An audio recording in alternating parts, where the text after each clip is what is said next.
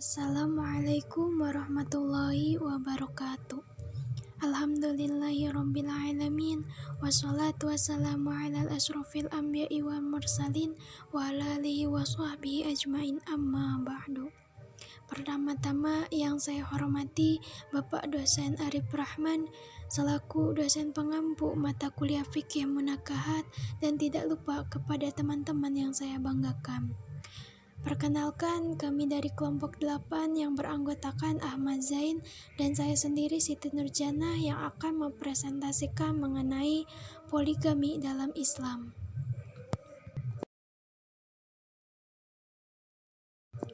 Baik, langsung saja ke materi yang pertama yang akan dibacakan oleh saya sendiri mengenai pengertian poligami. Secara epistemologis, istilah poligami berasal dari bahasa Yunani, terdiri dari dua kata, yaitu polu dan gamein. Polu berarti banyak, gamein berarti kawin. Jadi poligami berarti perkawinan yang banyak. Pengertian epistemologis tersebut dapat dijabarkan dan dipahami bahwa poligami merupakan perkawinan dengan salah satu pihak, suami, mengawini lebih dari seorang istri dalam waktu yang bersamaan. Artinya, istri-istri tersebut masih dalam tanggungan suami dan tidak diceraikan, serta masih sah sebagai istrinya. Selain poligami, ada juga istilah poliandri. Poliandri adalah suatu bentuk perkawinan dengan ciri salah satu pihak istri memiliki lebih dari seorang suami dalam waktu bersamaan. Dibandingkan poliandri, poligami lebih banyak dipraktekkan dalam kehidupan masyarakat. Adapun dalam istilah kitab-kitab fikih, poligami disebut dengan ta'addud al-zauzat yang berarti banyak istri. Sedangkan secara istilah diartikan sebagai kebolehan mengawini perempuan 2, 3, atau 4. Kalau bisa berlaku adil, jumhur ulama membatasi poligami hanya 4 wanita saja. Selanjutnya ada dasar hukum poligami. Islam memperbolehkan poligami dengan jumlah wanita yang terbatas dan tidak mengharuskan umatnya melaksanakan poligami mutlak dengan pengertian seorang laki-laki hanya boleh beristri seorang wanita dengan keadaan dan situasi apapun. Islam pada dasarnya menganut sistem monogami dengan memberikan kelonggaran dibolehkannya poligami terbatas. Pada prinsipnya, seorang laki-laki hanya memiliki seorang istri dan sebaliknya, seorang istri hanya memiliki seorang suami. Dalam hadis disebutkan sesungguhnya sabda Rasulullah SAW yang artinya dari Ibnu Umar bahwa Khalan bin Salamah atas tafki masuk Islam sedangkan ia mempunyai 10 seorang istri pada zaman Zahiliyah. Lalu mereka juga masuk Islam bersamaannya. Kemudian Nabi SAW memerintahkan Gilan untuk mempertahankan 4 di antara mereka.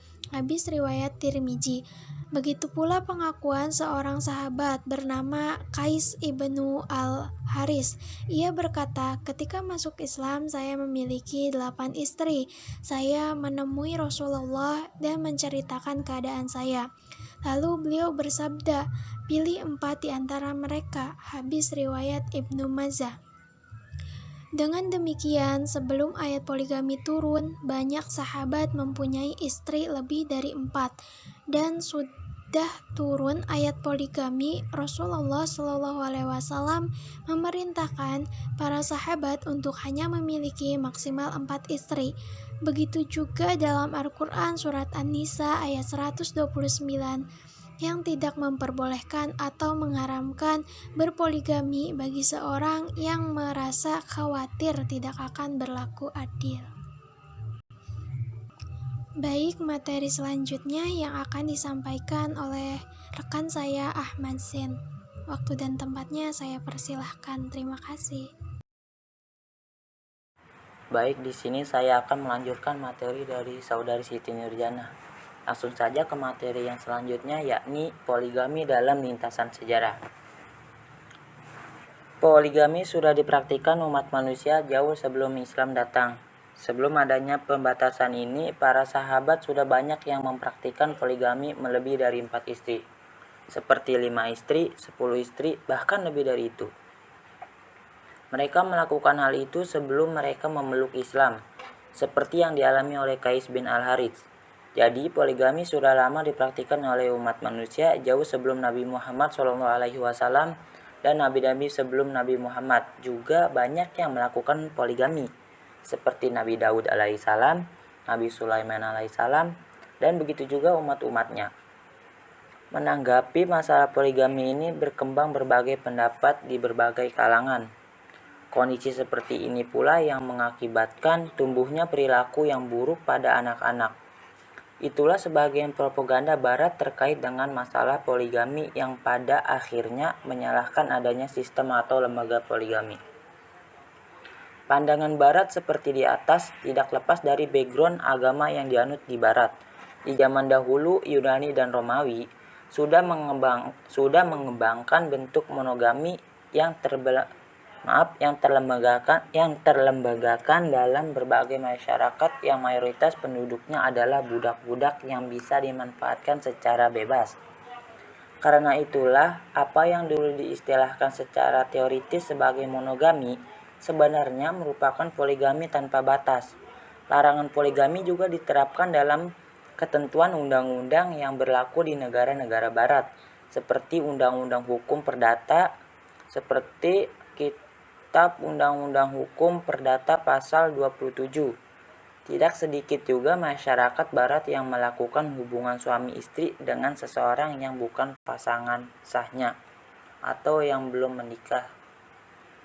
Islam sebagai agama wahyu yang mendasarkan pada firman-firman Allah Subhanahu wa taala, yakni Al-Qur'an dan sabda-sabda Nabi Muhammad SAW. Segala bentuk perzinahan dilarang dalam Islam. Bahkan hal-hal yang mengarah ke perzinahan juga dilarang dalam Quran Surat Al-Isra. Yang selanjutnya yakni masalah seputar poligami. Pendapat yang pertama yakni pendapat dari golongan anti poligami. Pada masa sekarang ini, mungkin pendapat yang pertama sekali menarik perhatian kita ialah pendapat dari golongan anti poligami, yang mengatakan bahwa melarang poligami adalah salah satu keharusan untuk menerapkan kebebasan wanita. Mereka meninjau poligami itu sebagai sistem masyarakat primitif yang kemudian meningkat dan menurun sejalan dengan meningkat dan menurunnya keadaan wanita.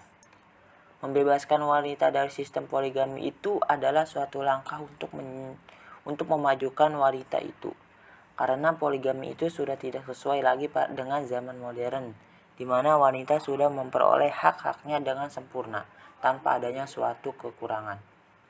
Pendapat yang kedua yakni pendapat dari golongan pendukung poligami.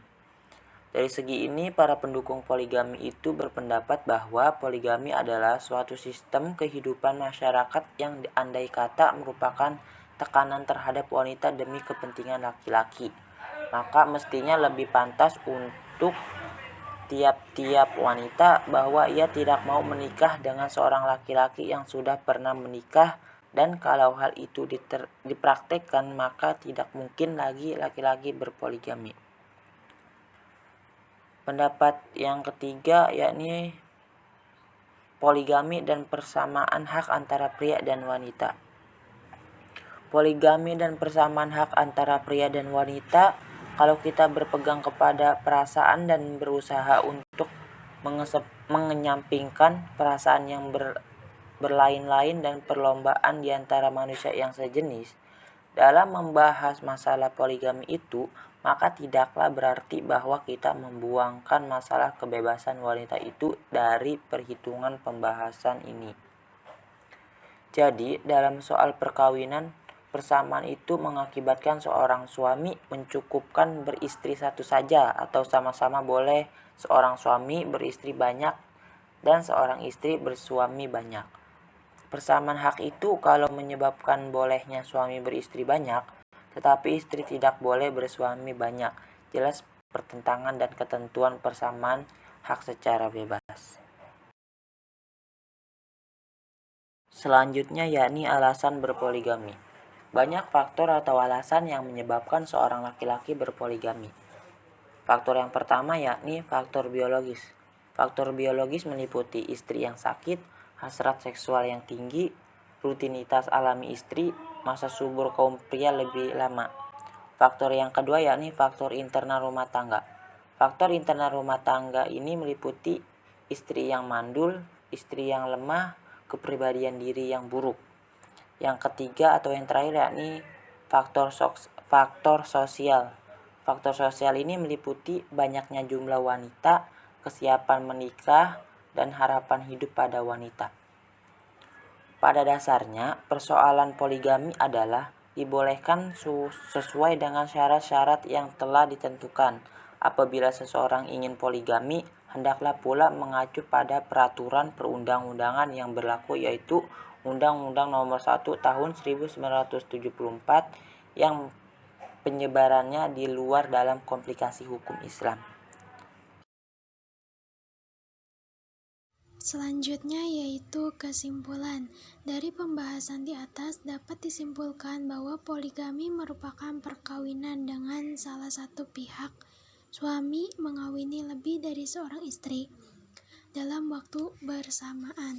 Adapun dasar hukum poligami yaitu Islam membolehkan poligami dengan jumlah wanita yang terbatas dan tidak mengharuskan umatnya melaksanakan poligami mutlak dengan pengertian seorang laki-laki hanya boleh beristri seorang wanita dalam keadaan dan situasi apapun.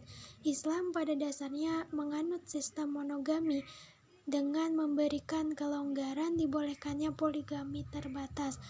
Pada prinsipnya, seorang laki-laki hanya memiliki seorang istri, dan sebaliknya, seorang istri hanya memiliki seorang suami. Jika dilihat dari dalam lintasan sejarah, poligami sudah dipraktekkan umat manusia jauh sebelum Islam datang, dan Rasulullah SAW membatasi poligami sampai 4 orang istri. Pada dasarnya bahwasanya persoalan poligami adalah dibolehkan sesuai dengan syarat-syarat yang telah ditentukan. Apabila seorang ingin poligami, hendaklah pula mengacu kepada peraturan perundang-undangan yang berlaku, yaitu Undang-Undang Nomor 1 Tahun 1974 yang penyebarannya di luar dalam komplikasi hukum Islam. Demikian pemaparan materi dari kelompok kami. Sebelumnya kami mohon maaf yang sebesar-besarnya apabila ada kesalahan kata dalam pemaparan tadi. Wallahu muwaffiq ila aqwamit thoriq. Wassalamualaikum warahmatullahi wabarakatuh.